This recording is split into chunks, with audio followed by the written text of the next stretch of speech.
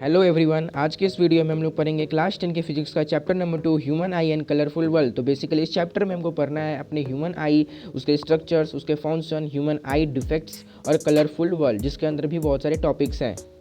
तो ये रहा आपका human I and colourful words का बेस्ट हैंड रिटेन नोट्स, जिसके अंदर मैंने हर चीज़ों को मेंशन किया है जो आप लोगों के एनसीईआरटी बुक्स और बोर्ड्स में बहुत ही ज़्यादा इंपॉर्टेंट है। सबसे पहले इंट्रोडक्शन में मैंने 2 पॉइंट्स लिखे हैं। उसके बाद ह्यूमन आई क्या हो, तो मोस्ट सेंसिटिव ऑर्गन है हमारे बॉडी का ह्यूमन आई डायग्राम, जिसके अंदर aqueous humour, cornea, pupil, iris, suspensory ligaments, crystalline lens, retina, ciliary motion, sclera, blind spot, optic nerve, vitreous humour, ये सब आपके ह्यूमन आई के पार्ट्स हैं, जिसको हर एक कर करके मैंने सबको एक्सप्लेन किया है, जिसको आप लोग अच्छे तरीके से पढ़ सकते हो, याद कर सकते हो। ठीक है, सबका मैंने एकदम एग्जैक्ट डेफिनेशन दिया। उसके बाद रेटिना के अंदर आपको रॉड सेल, कॉन सेल्स के बारे में मैंने एकदम एग्जैक्ट डेफिनेशन लिखा है, जो कि आपके एनसीईआरटी में उतना डिटेल में नहीं दिया है। तो आप लोग पढ़ोगे तो आप लोगों का नॉलेज भी बढ़ेगा। ठीक है, उसके बाद हम लोग बात करते हैं नोट जो है बहुत ज़्यादा इंपॉर्टेंट है, इसको देख लेना। उसके बाद फॉर्मेशन ऑफ एन इमेज, उसके बाद एकोमोडेशन और एक होता है वर्ड पावर ऑफ एकोमोडेशन, दोनों अलग अलग चीज़ें हैं, इस पर थोड़ा ध्यान से अच्छे से देख लेना। ठीक है, फार पॉइंट, नियर पॉइंट, उसके बाद आपका जो मैंने बोला था पावर ऑफ एकोमोडेशन ऑफ आई, उसका भी मैंने यहाँ पर देख सकते हो डेफिनेशन अच्छी तरीके से लिख रखा है। उसके बाद अपने far point of the eye, near point of the eye के बारे में पढ़ेंगे। Range of human eye 25 centimetre to infinity, persistence of vision. जब तुम सर्च करोगे प्रेसिस्टेंस ऑफ विजन यूट्यूब पर या फिर गूगल पे, तुमको इसका बेस्ट एग्जांपल मिल जाएगा, जिससे तुम इसको और भी अच्छे तरीके से समझ सकते हो। उसके बाद why do we have 2 eyes for vision and not just 1, ये आपके एनसीईआरटी का भी टॉपिक है। 2 आइज से और 1 आइज से क्या देखने में कुछ मतलब कि कुछ डिग्रीज की वैल्यू की कम होती है, तो यहाँ पर आप लोग उसको देख सकते हो। फिर डिफेक्ट्स ऑफ विजन, उसके बाद उसका करेक्शन। ठीक है, मायोपिया, शॉर्ट साइटनेस को बोला जाता है। कॉजेज़ ऑफ मायोपिया, किस तरीके से क्या कॉजेज़ होता है, उसके बाद इसका करेक्शन क्या है, रेमेडी क्या है। उसके बाद मैंने सब देखो डायग्राम को अच्छी तरीके से बनाया है। अभी आप लोगों को डायग्राम थोड़ा धुंधला दिख रहा होगा, लेकिन आप लोग जब इसका पीडीएफ में देखोगे तो आपको एकदम अच्छी तरीके से दिखेगा। उसी तरीके से हाइपरमेट्रोफिया, जिसको लॉन्ग साइटनेस बोला जाता है। उसके बाद जो है इसी के अंदर हम लोग बोलेंगे कैटरैक्ट के बारे में, जो कि बूढ़े लोगों में ज़्यादा देखा जाता है। ठीक है, उसके बाद प्रेस बायोपिया भी है, कॉजेज ऑफ प्रेस बायोपिया।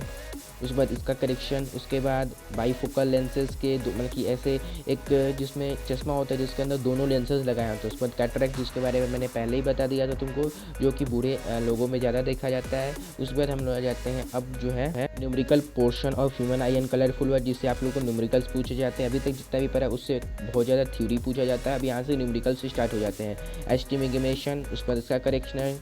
उसके बाद जब हम आगे बढ़ते हैं इस चैप्टर में, तो इस चैप्टर के बेसिकली आपके 2 पार्ट्स थे। तो मैंने अब आपको रिफ्लेक्शन वाला टॉपिक तो क्लियर करा दिया, अब थोड़ा रिफ्लेक्शन वाला भी इसी के अंदर टॉपिक है, जिसमें ग्लास प्रिज्म के साथ रिफ्लेक्शन किया गया है। उसके बाद जो है reflection of light through a glass prism, जिसमें बहुत सारे इंपॉर्टेंट जो है टर्म्स आते हैं, जिसको आपको पता होना चाहिए, जिसको मैंने स्टार देकर सब चीज़ों को लिखा है। एंगल ऑफ डेविएशन की एकदम एग्जैक्ट डेफिनेशन है। Dispersion of white light by a glass prism होता है, तो डिस्पर्जन, स्पेक्ट्रम, एक्रोनियम, ये सब डिफिनेशंस हैं। वेवग्योर क्या होता है, मैंने छोटे हम लोग याद करते थे, सबका आप लोग यहाँ पर एग्जैक्ट डिफिनेशन मिलेगा। उसके बाद ग्लास प्रिज्म से जब हम लोगों ने एक लाइट को पास किया तो 7 तरीके के स्पेक्ट्रम के लाइट्स निकले, विद कॉजेज ऑफ डिस्पर्जन क्या होते हैं। उसके बाद वेवलेंथ, फ्रीक्वेंसी, ये सब चीज़ों के बारे में और बात किया जाए। अब हमारा चैप्टर जो है recombination of white light, Newton's experiment. ठीक है, उस वजह से कि वाइट लाइट को दूसरा तरीके से अगर हम लोग वही उसी तरीके प्रिज्म को रख देते हैं तो वह लाइट फिर से रीस्टोर हो जाती है। उसके बाद रेनबो फॉर्मेशन से भी क्वेश्चन आ सकते हैं। ठीक है, जैसे कि यहाँ पर मैंने आप लोगों को डायग्राम से समझाया है, तो बेसिकली मैंने हर चैप्टर के अंदर डायग्राम का बहुत ज़्यादा यूज़ किया, जिससे आपको समझने में कोई दिक्कत ना हो। ठीक है, टोटल इंटरनल रिफ्लेक्शन एक 1 मार्क्स का क्वेश्चन बन सकता है, इस पे एमसीक्यू या फिर शॉर्ट आंसर टाइप क्वेश्चन। उसके बाद एटमॉस्फेरिक रिफ्लेक्शन।